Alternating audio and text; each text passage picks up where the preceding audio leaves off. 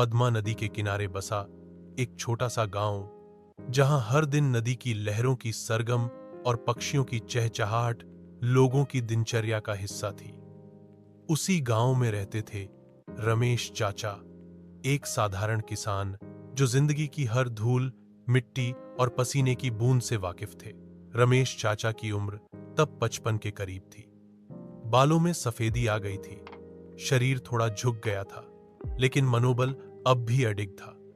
उनकी पहचान सिर्फ एक किसान के रूप में नहीं थी, वे गांव के संरक्षक जैसे थे।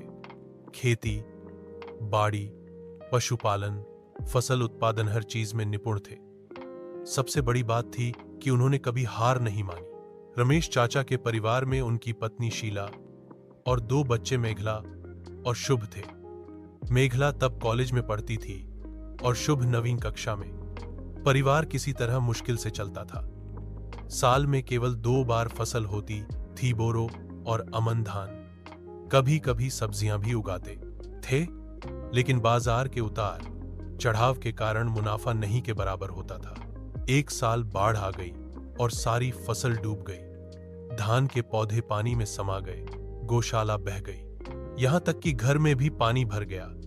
उस आपदा में रमेश चाचा की 2 गायें मर गईं और गौशाले की टीनें उड़कर दूर खेतों में जा गिरी। कई लोग कर्ज लेकर शहर चले गए रिक्शा चलाने, लेकिन रमेश चाचा ने गांव नहीं छोड़ा। उन्होंने कहा, यह मिट्टी मेरी मां है। मां चाहे जितना भी गुस्सा करे, मैं उसे नहीं छोड़ सकता। संघर्ष की शुरुआत। अगला साल बहुत महत्वपूर्ण था। रमेश चाचा ने ठान लिया कि अब वे सिर्फ धान की खेती नहीं करेंगे, कुछ नया करेंगे। उन्होंने यूनियन के कृषि कार्यालय से जाना कि खेती के नए तरीके आए हैं जो लागत कम करते हैं और पैदावार बढ़ाते हैं। उन्होंने कृषि कार्यालय से सलाह ली और सस्टेनेबल इंटेंसिफिकेशन मेथड पर प्रशिक्षण लिया। उन्होंने सीखा कि कम जगह में ज्यादा पैदावार कैसे ली जा सकती है, कैसे जैविक खाद से मिट्टी की उपजाऊ क्षमता बढ़ती है।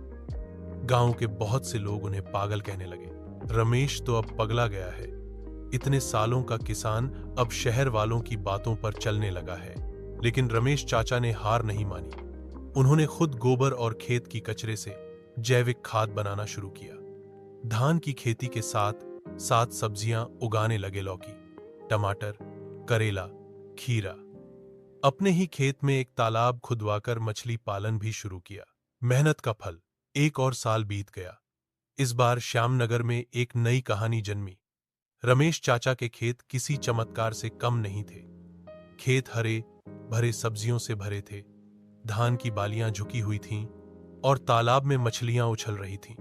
पास के गांवों से लोग देखने आने लगे। बाजार में उनके फसल की मांग बढ़ने लगी, क्योंकि उनकी सब्जियां विष रहित थीं, कीमत में सस्ती, लेकिन गुणवत्ता में सबसे अच्छी। धीरे धीरे उन्होंने कर्ज चुका दिया और अपने बच्चों को अच्छे से पढ़ाने लगे। मेघला बाद में कृषि विश्वविद्यालय में दाखिल हुई और शुभ ने कृषि प्रौद्योगिकी में डिप्लोमा किया। सम्मान और स्नेह। एक दिन यूनियन ऑफिस से खबर आई, रमेश चाचा, आपको कृषि पदक दिया जाएगा। आपने स्थानीय खेती में क्रांति ला दी है। गांव के लोग जो कभी उनका मजाक उड़ाते थे, अब उनसे सलाह लेने आते थे। रमेश चाचा किसी को मना नहीं करते। वे कहते, अगर तुम जमीन से प्यार करोगे तो वो तुम्हें कभी अकेला नहीं छोड़ेगी।